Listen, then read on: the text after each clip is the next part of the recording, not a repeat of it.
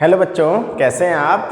बच्चों, हम लोग अल्टरनेटिंग करंट के प्रीवियस ईयर के क्वेश्चंस लगा रहे थे और अभी 2 मार्क्स के क्वेश्चंस चल रहे थे, तो उसी चर्चा को आगे बढ़ाते हुए अगला क्वेश्चन क्या है?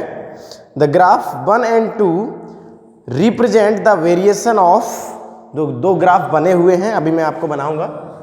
ये रहे, एक ग्राफ इस प्रकार से बना हुआ है और एक ग्राफ इस प्रकार से बना हुआ है, ठीक है। The graph 1 and 2 represent the variation of opposition offered by the circuit.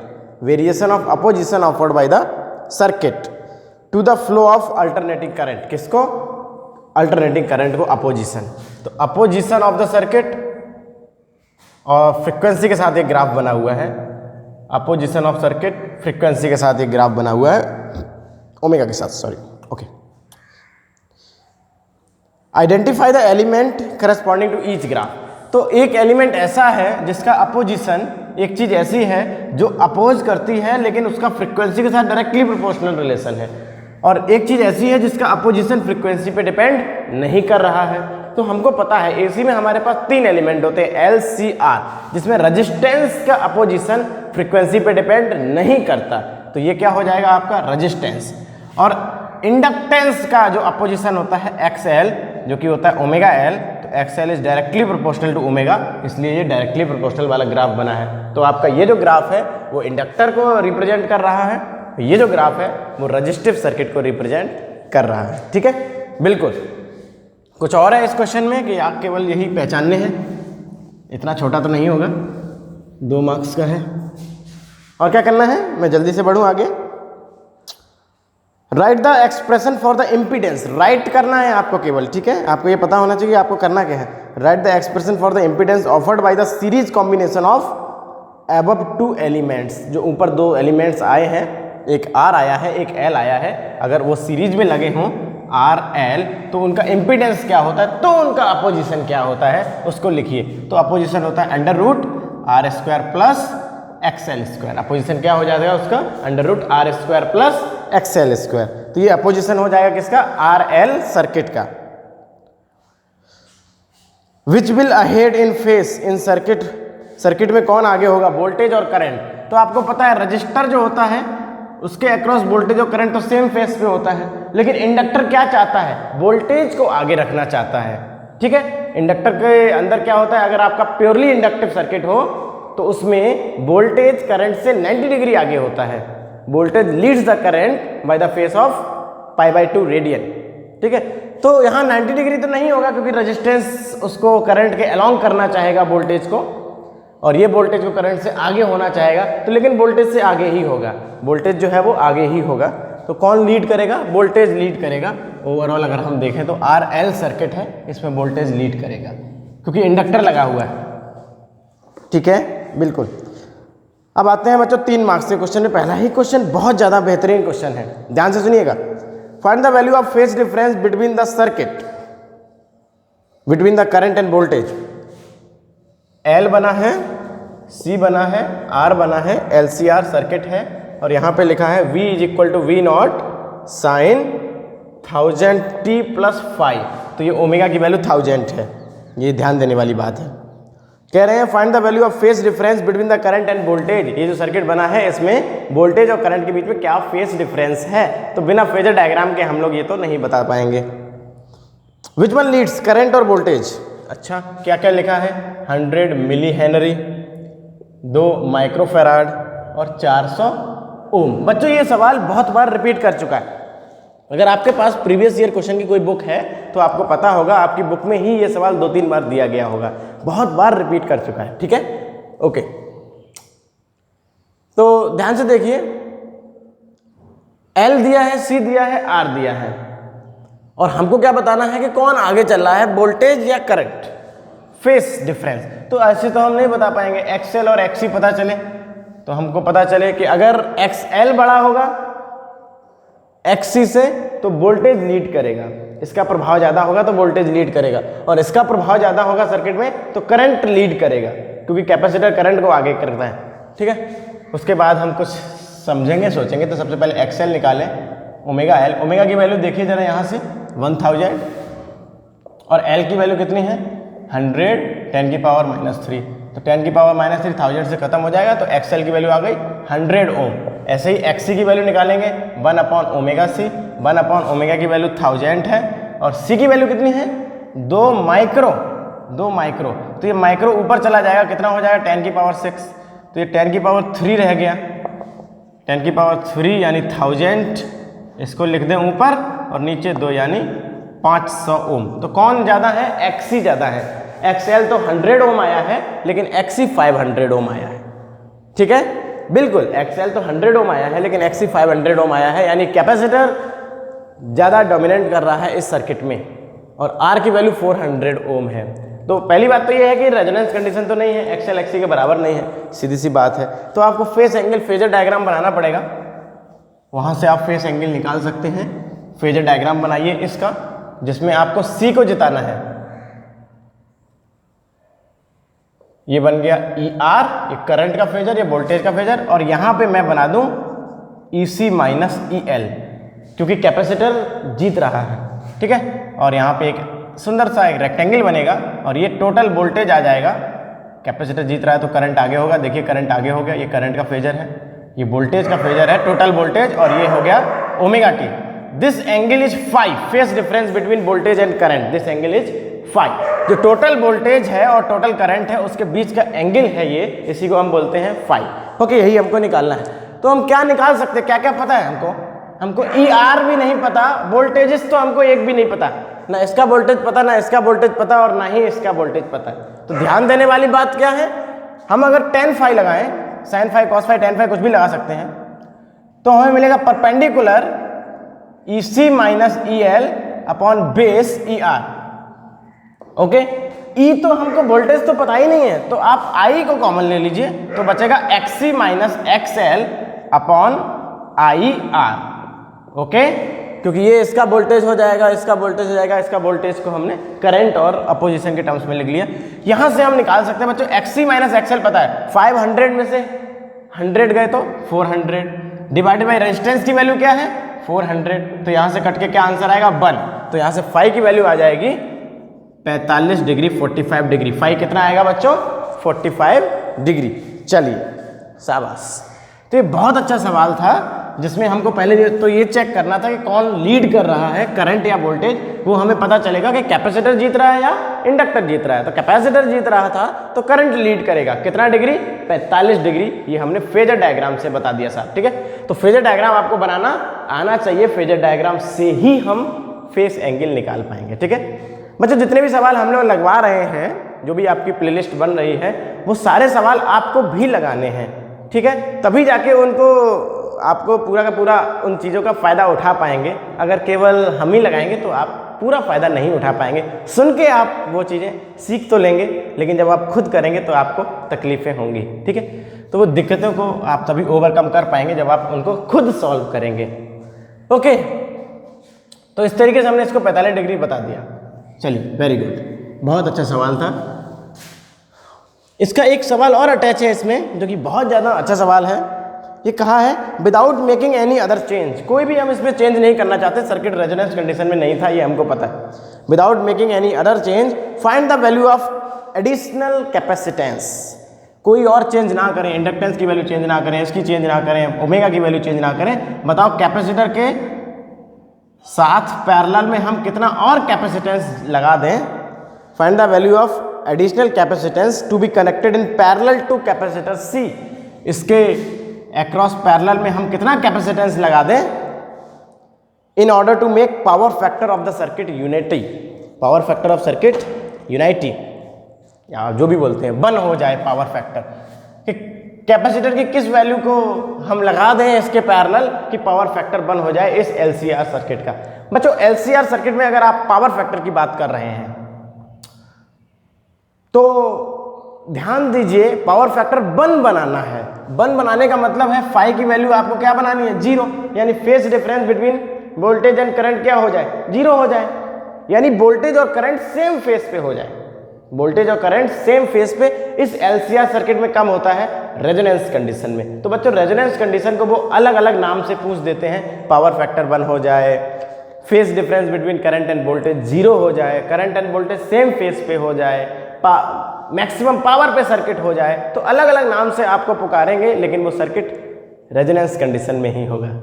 ठीक है, तो इससे हम पहचान लेंगे कि रेजोनेंस कंडीशन हमको क्रिएट करनी है और कितने कैपेसिटेंस की वैल्यू की जरूरत पड़ेगी, एडिशनल कितना और लगाना पड़ेगा। तो बच्चों इसी फ्रीक्वेंसी को हमें रेजोनेंस फ्रीक्वेंसी बनाना है।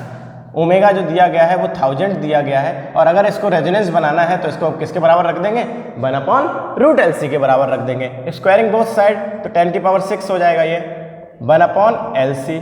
10⁶ इज इक्वल टू 1/L की वैल्यू 100 × 10⁻³ C की वैल्यू नहीं पता, हम C लिख देंगे। हालांकि आपको पता है C की वैल्यू क्या है, लेकिन अभी आप उसको C ही लिखिए तो हमको ये पता चल जाएगा कि कितने कैपेसिटेंस की जरूरत पड़ेगी कि ये फ्रीक्वेंसी रेजोनेंस बन जाए। और उसका आंसर क्या आने वाला है, ये उधर जाएगा। तो 10⁶ × 100 × 10⁻³ इज इक्वल टू 1/C। 100 तो ये 10⁸ हो जाएगा। 10⁸ में अगर 3 कम करो तो 10⁵ इज इक्वल टू 1/C।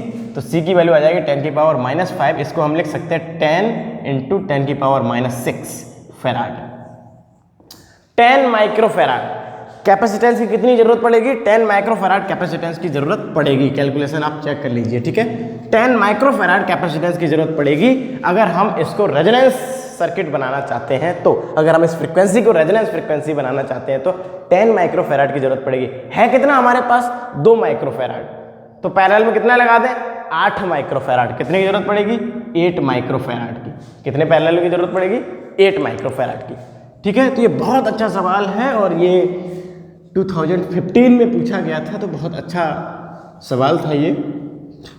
उसके बाद भी ये 1-2 बार रिपीट हो चुका है। ठीक है, तो इसको हम लोग अच्छे से लगाएंगे।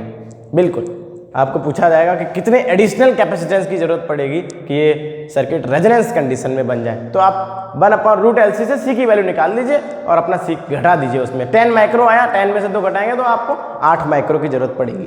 ओके, अगला सवाल देखिए।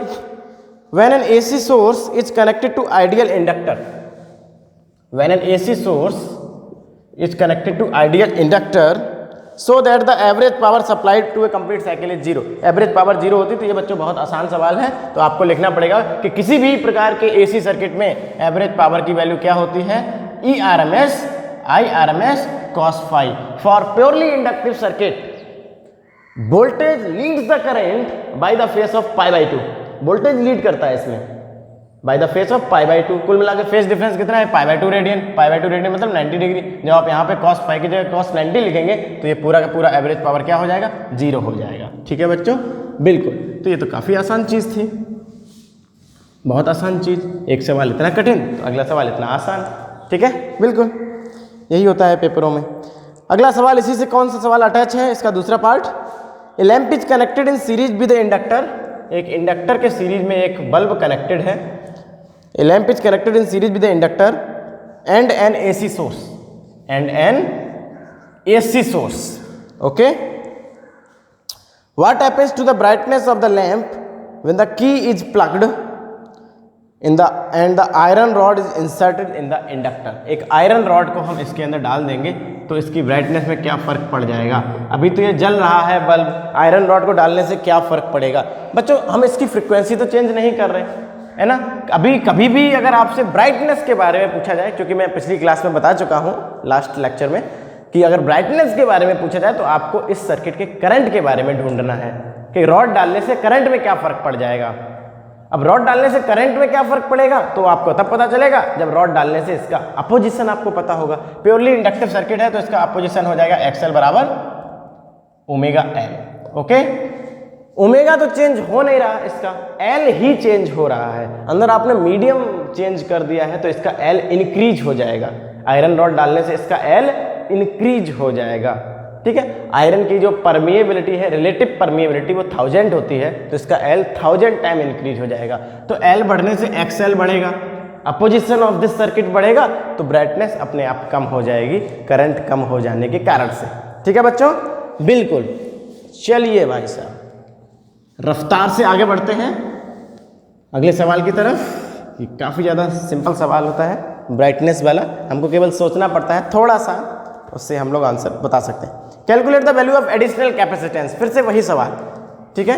Calculate the value of additional capacitance, ये 400 ओम है, थोड़ा सा चित्र चेंज कर दिया है और सवाल वही है, 2 माइक्रोफेराड 100 मिली हेनरी, और इधर पे लिख दिया है V = V0 sin 1000 t + 5। Okay, तो सवाल वही है हमारा, कह रहे हैं calculate the value of additional capacitance which may be joined suitably to the capacitor C, which may be joined suitably to the capacitor C, इसके साथ जोड़ा जाए उसको, that would make the power factor of circuit is unity, power factor को बना दे ऐसा capacitor बताइए कितना हम लगा दें वहां पे कि पावर फैक्टर बन हो जाए। तो फिर से आप लिख सकते हैं पावर फैक्टर मतलब cos phi 1 यानी phi = 0, phi = 0 यानी वोल्टेज और करंट सेम फेस पे आ जाएंगे इसमें, ऐसा रेजोनेंस कंडीशन में ही होगा। फिर आप रेजोनेंस कंडीशन के लिए आप लिखेंगे ओमेगा = 1/√LC, अगर आपको रेजोनेंस कंडीशन बनानी, ओमेगा यहाँ पे 1000 दिया गया है तो 1000 = 1/√L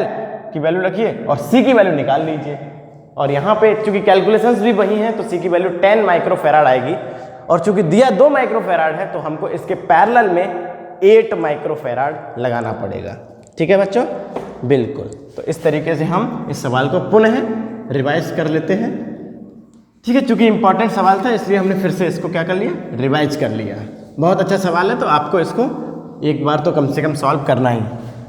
ठीक है, जब आप प्रीवियस ईयर के क्वेश्चंस लगाते हैं तो आपको कॉन्फिडेंस बढ़ने लगता है, या आपको अपनी रियलिटी पता चलने लगती है कि हमको अभी इस चैप्टर में बहुत कुछ नहीं आता, बहुत कुछ सीखना है, तो कम से कम कुछ तो पता चलेगा, है ना। अगर आपका कॉन्फिडेंस धीरे धीरे बढ़ रहा है, आपको चीज़ें सीखने को मिल रही हैं, तो आप इनको जरूर लगाइए। ठीक है, ये वीडियोज आपको हेल्प कर सकते हैं, थोड़ा आपकी मदद कर सकते हैं इन सभी क्वेश्चंस को लगाने में। तो अगर आप इन वीडियो को देख रहे हैं तो इन क्वेश्चंस को ही कम से कम लगा लीजिए, अगर आपके पास बुक नहीं है तो। ठीक है, इसीलिए मैं पूरा क्वेश्चन बोल देता हूँ जिससे कि आपको क्वेश्चन समझ में आ जाए। आप अपनी भाषा में उस क्वेश्चन को लिख लीजिए कि ऐसा ऐसा क्वेश्चन है, करंट पूछा गया है, फेज डिग्री पूछा गया है, तो आप उसको निकाल सकते हैं। इस circuit containing 80 milli henry coil and 250 milli farad capacitor, I think 250 microfarad होगा। ठीक है, मिसप्रिंट होगा यहाँ पे। In series with 240 volt and 100 radian per second, 240 volt and 100 radian per second. तो 240 वोल्ट क्या दिया गया है, RMS value of voltage, 100 radian per second क्या दिया गया है, ओमेगा ऑफ दिस सर्किट। ठीक है, 80 मिली हेनरी इसका इंडक्टेंस है और वो उसका कैपेसिटेंस है। तो ये LC सर्किट है। चलिए, आर नहीं दिया, कह रहे हैं the resistance of the circuit is negligible, resistance जो है वो नेग्लेजिबल है, उसको हम खत्म कर सकते हैं। Obtain the RMS value of current, RMS value of current को ऑब्टेन कीजिए, करंट की आरएमएस वैल्यू। ठीक है भाई, करंट की आरएमएस वैल्यू होगी वोल्टेज की RMS value divided by Z of the circuit. Voltage की आरएमएस वैल्यू दी गई है 240, तो इतना आसान होता है, divided by Z of the circuit. अब जेड ऑफ द सर्किट क्या होगा, √R² plus XL minus XC का होल स्क्वायर। ठीक है, R की वैल्यू नेग्लेजिबल है, इसको खत्म कर दीजिए, क्या बचा, XL माइनस XC का होल स्क्वायर, और रूट भी चढ़ा है तो Z की वैल्यू क्या बचेगी, केवल XL minus XC, XL minus XC, केवल इतनी बचेगी। तो आपको Z निकालना है, Z की वैल्यू XL माइनस XC मतलब ओमेगा L माइनस 1/ओमेगा C, और इस वैल्यू को सॉल्व करके आपको यहाँ रखना है, कहाँ रखना है, यहाँ पे रखना है, और ऐसा करके आप IRMS निकाल लेंगे, बहुत आसान है। ओमेगा दिया गया है, ओमेगा दिया गया 100 इंटू L कितना है, 80 इंटू 10⁻³ माइनस ओमेगा दिया गया 100 इंटू C कितना है 25 माइक्रो, ऊपर जाएगा 10⁶ हो जाएगा। तो आपको ये चीज़ सॉल्व करनी है, तो ये बहुत आसान है इसकी सॉल्विंग, और यहाँ पे रखना है। ऐसा करने से आप इसका करंट निकाल लेंगे कि इस सर्किट में करंट क्या होगा। ठीक है, इस सवाल की इंपॉर्टेंस ये है कि एक LCR सर्किट है जिसमें R को नेग्लेक्ट किया गया है। ठीक है, और अगर आप R को नेग्लेक्ट कर देंगे तो ये LC सर्किट रहेगा, इसका पावर लॉस 0 हो जाएगा, क्योंकि L में भी पावर लॉस 0 होता है, एवरेज पावर लॉस 0, और C में भी एवरेज पावर लॉस 0 होता है। तो ओवरऑल अगर हम पावर की बात करेंगे इस सर्किट की, तो एवरेज पावर लॉस क्या हो जाएगी, 0 हो जाएगी। ठीक है, बिल्कुल, शाबाश। बहुत बढ़िया साहब, बहुत बढ़िया, वेरी गुड। चलिए अगला सवाल। AC source of voltage V is equal to V naught sin omega t is connected to a series combination of R and C। R and C के सीरीज कॉम्बिनेशन में एक AC सोर्स लगा दिया, V is equal to V naught sin omega t। तो जितने भी सवाल पूछे जा रहे हैं वो न्यूमेरिकल्स कॉन्सेप्चुअल हैं, ठीक है। आपको थोड़ी बहुत उसकी सब्जेक्ट की हिडन नॉलेज होनी चाहिए, थोड़ी बहुत अच्छी खासी नॉलेज होनी चाहिए, तब आप उनको बड़े आराम से सॉल्व कर सकते हैं, ठीक है। तो ये RC सर्किट है, V equal to V not sine omega T है, connected to RC circuit. Draw the phasor diagram and use it. Phasor diagram बनाइए और उसी फेजर डायग्राम को यूज कीजिए to obtain the expression for impedance of the circuit. Z को निकालिए। RC circuit का पूरा आपको डेरिवेशन करना है, ठीक है। ये डेरिवेशन आपके सिलेबस में कराया गया होगा, तो आपको पता रहेगा कि डेरिवेशन कैसे किया जाता है। तो आप R में देखिए करंट और वोल्टेज सेम फेस में है, C में करंट इधर होगा, क्योंकि करंट तो भैया दोनों में सेम होता है। अगर हम बात करें इस करंट की और वोल्टेज की, तो सेम फेस पे है। चूंकि सर्किट सीरीज कॉम्बिनेशन में है तो करंट तो इसमें भी ऐसा ही हम बना देंगे, करंट, और इसका जो फेजर बनेगा इसमें वोल्टेज पीछे चलता है, EC इधर। अगर हम इन फेजर को फेजर डायग्राम में रिप्रेजेंट करेंगे तो IER इस तरीके से और I आगे और EC पीछे, ओके। क्योंकि अब यहाँ पे आपको 4 फेजर दिख रहे हैं, इसका करंट, इसका वोल्टेज, इसका करंट और इसका वोल्टेज, लेकिन यहाँ पे हमने 3 ही बनाए हैं क्योंकि करंट जो हो गया वो कॉमन हो गया है। करंट सीरीज में सेम होता है, इसलिए उसका फेजर कॉमन हो गया है, ओके। थोड़ा बड़ा हो गया, थोड़ा छोटा कर दें, EC। तो इस तरीके से आप फेजर डायग्राम को कंप्लीट करेंगे। ये नेट वोल्टेज आ जाएगा जिसको हम E बोलते हैं, जिसका फेस ओमेगा टी होता है, जिसका फेस ओमेगा टी होता है। यहाँ पे V बोला गया है तो आप V बोल दीजिए, चलिए E ही बोलिए, ओके, बढ़िया। ये करंट है और ये वोल्टेज है। RC सर्किट है, देखिए करंट आगे चल रहा है वोल्टेज से, कैपेसिटर जो होता है वो करंट को आगे रखना चाहता है, इसलिए, ठीक है। आपको यहाँ पे पाइथागोरस थ्योरम लगानी है और इस ट्रायंगल से आप Z की वैल्यू को निकाल सकते हैं। अगर आपको अपना डेरिवेशन याद आ गया होगा तो बहुत अच्छी बात है, ठीक है। हम लोग CBSE के सवाल लगा रहे हैं तो डेरिवेशंस की चर्चा कम करेंगे, लेकिन इस बात को ध्यान जरूर रखिए कि डेरिवेशंस भी पूछे जाते हैं, ठीक है। देखिए आपके सामने ये डेरिवेशन पूछा गया है। अगर मैं साल की बात करूँ तो ये 2015 में सेट C में पूछा गया था, ओके। तो ये डेरिवेशंस भी पूछे जाते हैं, तो उनको भी लगा के थोड़ा बहुत रखिए, ठीक है। आपका 20% 30% हिस्सा डेरिवेशंस का रहता है, बिल्कुल। उसके बाद आपका थोड़ा सा कॉन्सेप्चुअल हिस्सा होता है, थोड़ा सा अंडरस्टैंडिंग वाला होता है, न्यूमेरिकल वाला हिस्सा। इसमें आप अगर पाइथागोरस लगाएंगे तो E नॉट का square is equal to ER का स्क्वायर प्लस EC का स्क्वायर, दिस इज EC, क्योंकि ये EC है, तो आप यहाँ से निकाल सकते हैं। फाइनली आप कहाँ पे पहुँचेंगे, मैं सीधा वो लिख देता हूँ, I is equal to E naught upon under root R square plus XC square. यहाँ पे पहुँच जाएंगे फाइनली आप पाइथागोरस लगा के, ठीक है। और यहाँ पे आप देखिएगा बड़ा ही बढ़िया काम होगा। अब जब आप इसको कंपेयर करेंगे ओम्स लॉ से, तब आपको पता चलेगा कि I is equal to the voltage upon opposition of this circuit होता है। I इज इक्वल टू, आपका ओम्स लॉ क्या कहलाता है, I is equal to voltage upon opposition of the particular circuit.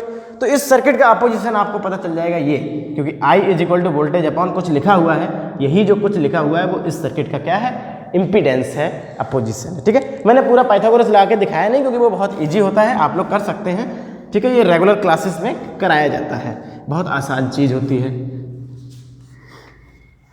चलिए भाई शाबाश।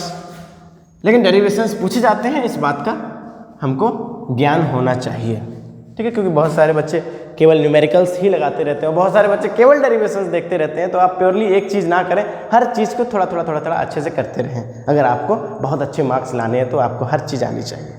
चलिए अगला सवाल बच्चों, फिर से वही रिपीटेड सवाल है, मैं केवल डायग्राम बनाऊंगा, बाकी आप लोग समझ जाएंगे। पूछा गया है कि इसमें कुछ R दिया गया है 400 ओम, वही 400, 2 माइक्रोफैराड कैपेसिटर और 100 मिली हेनरी कॉइल लगी है।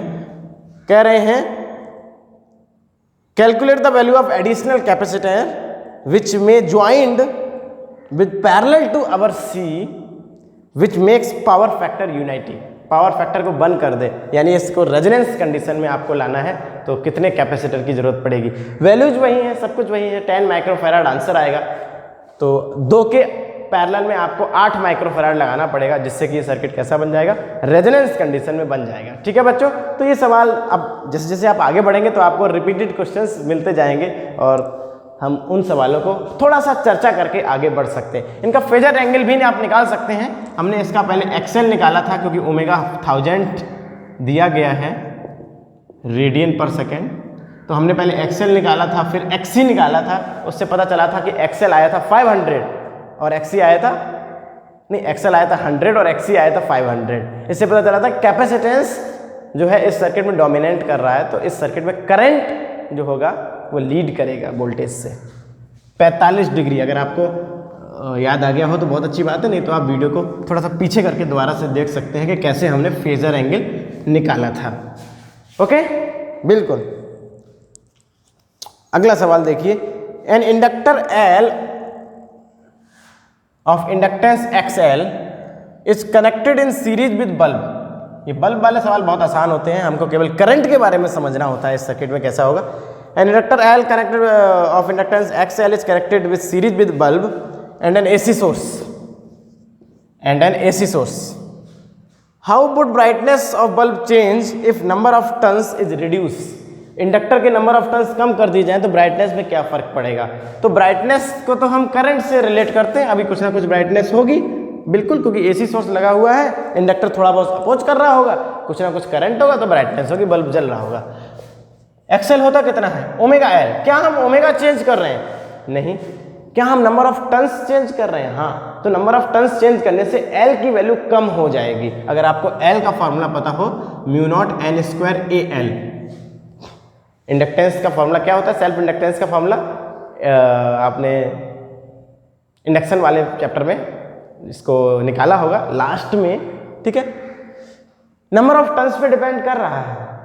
अगर आप नंबर ऑफ टर्न्स कम कर देंगे तो एल की वैल्यू कम हो जाएगी, अगर एल की वैल्यू कम हो गई तो एक्सएल की वैल्यू भी कम हो जाएगी। ये कम अपोज करेगा, एक्सएल की वैल्यू कम होगी मतलब ये कम अपोज करेगा, और कम अपोज करेगा तो करंट बढ़ेगा और ब्राइटनेस भी बढ़ जाएगी। तो इस प्रकार से आप इसको समझ सकते हैं। तो एल को चेंज करके हमने ब्राइटनेस को बढ़ा दिया। एल को चेंज कैसे किया, नंबर ऑफ टर्न्स चेंज कर दिए।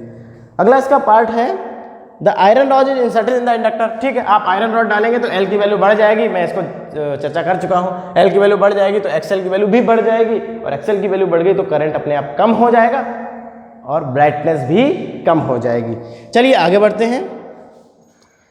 अगला इसमें लिखा है थर्ड पार्ट जो है इसका, ये बहुत ही रोचक है। A capacitor of reactance XC which is equal to XL। इसके साथ एक कैपेसिटर लगा दिया, तो पहले नंबर ऑफ टर्न्स कम किए, उसके बाद आयरन रॉड डाली, अब उसके बाद क्या कर रहे हैं, एक कैपेसिटर लगा रहे हैं इसी के साथ, जिसका reactance XC which is equal to XL। तो XL बराबर XC की कंडीशन बना दी है। Is inserted in the series in the circuit. ठीक है, a capacitor of reactance XC which is equal to XL it's inserted in series in the circuit, justify your answer in each case. तो current में क्या फर्क पड़ेगा, जब आप XL बराबर XC कर देंगे तो ये एक रेजोनेंस कंडीशन में सर्किट बन जाएगा। ठीक है, थोड़ा बहुत तो रेजिस्टेंस होगा ही सर्किट में, तो इन्होंने नहीं कहा है कि रेजिस्टेंस को नेग्लिजिबल मानो, तो रेजोनेंस कंडीशन बन जाएगी। तो उस केस में करंट अपने मैक्सिमम पे होगा, और करंट अगर अपने मैक्सिमम पे होगा तो ब्राइटनेस भी अपने मैक्सिमम पे होगी। ठीक है बच्चों, बिल्कुल, काफ़ी अच्छा सवाल था। ऐसे सवालों में क्या होता है बच्चों, हमें थोड़ा सोचना पड़ता है, और सोचना पड़ता है तो वो सवालों को लगाने में हमें थोड़ा मज़ा भी आता है ना।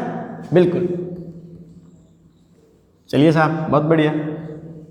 अच्छे से जितने भी क्वेश्चंस बच्चों हम लगवा रहे हैं उन सभी को सुनिए और ध्यान से उनको नोट भी करते जाइए। कहीं पे कोई रफ कॉपी हो, कोई एक रफ कॉपी बना लीजिए, उसमें लिख दीजिए प्रीवियस ईयर क्वेश्चंस, और उनको हम चैप्टर नंबर 7 डाल के उसको लगाते जाइए। रोजाना, रोज का रोज अगर आप लगाएंगे तभी आपको ये फायदा देगा। एक दिन में अगर आप सारे के सारे, तो फिर आपको फायदा नहीं होगा।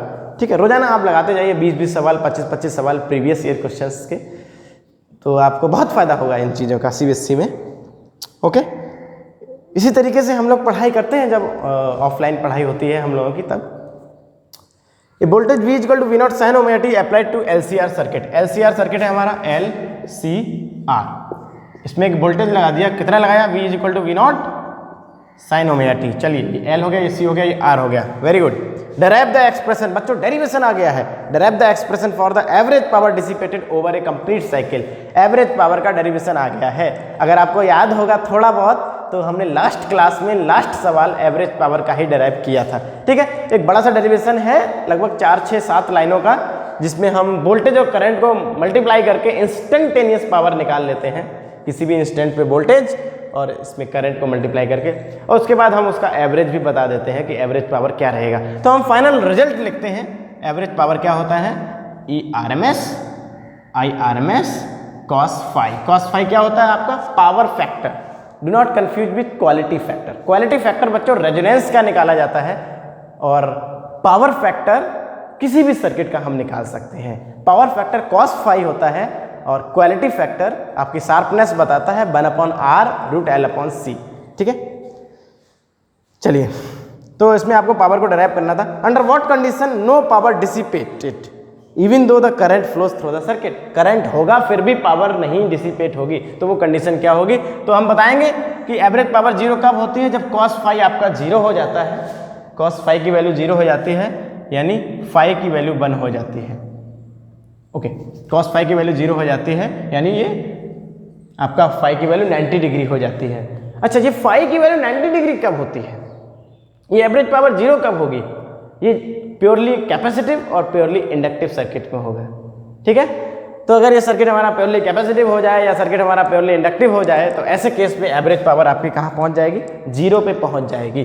तो अब वो सारी बातें हमारी रिपीट होने लगी हैं, आपके सिलेबस की भी बातें रिपीट हो रही होंगी, ठीक है। ये जो आप लेक्चर देख रहे हैं, ये जो आप वीडियो देख रहे हैं, आप AC चैप्टर पढ़ने के बाद ही देखिए, तब आपको ये ज़्यादा अच्छे से समझ में आएगी, ठीक है।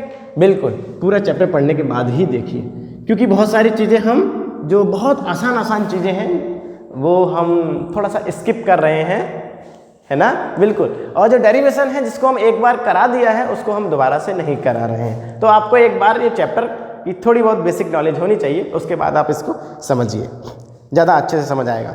बिल्कुल, in LCR circuit, in a LCR series circuit which is connected to a voltage V is equal to BM sine omega T, आपका LCR है फिर से, विच इज कनेक्टेड टू किससे, V is equal to V not sine omega T.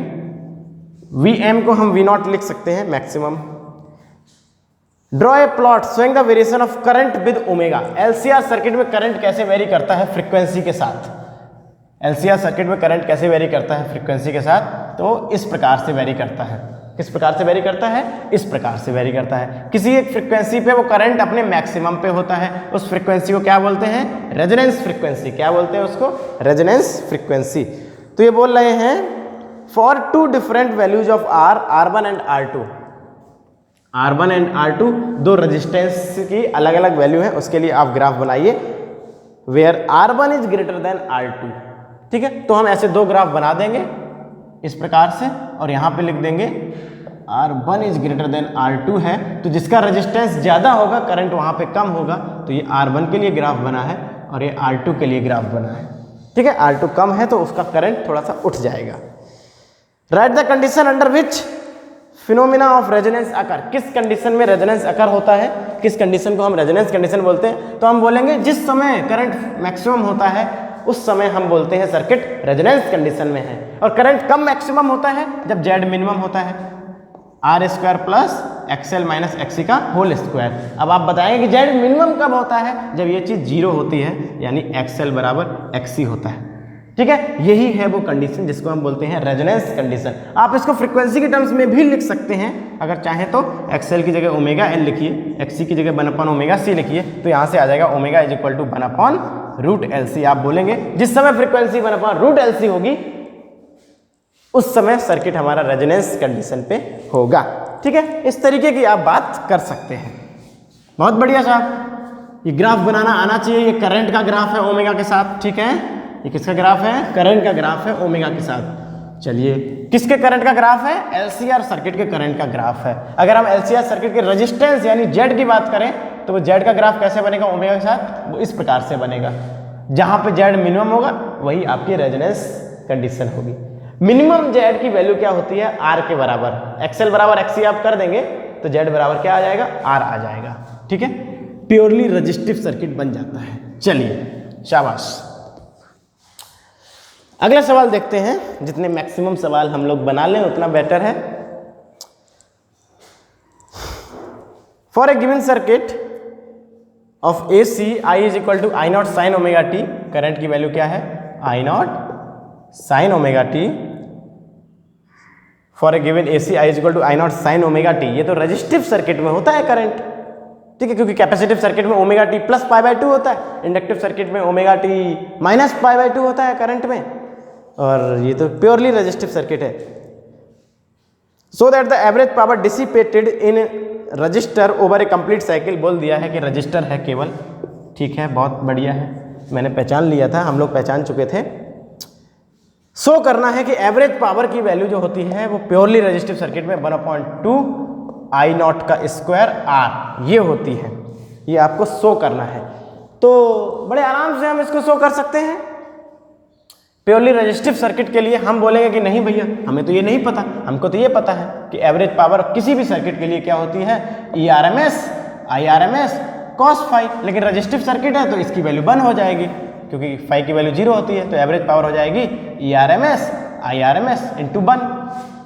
Purely resistive circuit cos phi की value 1, phi की value 0, इसलिए current of voltage same phase पे। E R M S को आप क्या लिख सकते हैं, I R M S upon E बराबर I R M S into R, ठीक है। इसका वोल्टेज क्या होगा, करंट इंटू रेजिस्टेंस, और ये आई आर एम एस, ठीक है, इस तरीके से। फिर इसको आप लिख सकते हैं कि ये तो हो गया आई आर एम एस का स्क्वायर आर। अब आई आर एम एस को आप आई नॉट के टर्म्स में लिखिए क्योंकि आपको नॉट चाहिए, मैक्सिमम चाहिए, तो आई आर एम एस को आप क्या लिखेंगे, आई नॉट अपॉन √2 का स्क्वायर आर, तो ये हो जाएगा आपका 1/2 आई नॉट का स्क्वायर आर। इस तरीके से आप एवरेज पावर निकाल सकते हैं जो उन्हें चाहिए वो वाली पावर, ठीक है। प्योरली रेजिस्टिव सर्किट में ये आता है, एलसीआर सर्किट में ये नहीं आएगा, ये केवल एक ही कंडीशन में आएगा जब एलसीआर सर्किट प्योरली रेजिस्टिव होगा तब, यानी रेजोनेंस कंडीशन में पावर आपकी cos फाई 1 के बराबर हो जाती है। ऐसे ऐसे ऐसे आप यहाँ तक ले जा सकते हैं। आपसे ये भी पूछ सकते हैं कि एलसीआर सर्किट है और वो रेजोनेंस कंडीशन में है तो बताइए उसकी पावर ऐसी हो सकती है या नहीं, तो आप बताएंगे हाँ ऐसी हो सकती है, कोई दिक्कत नहीं है, ठीक है।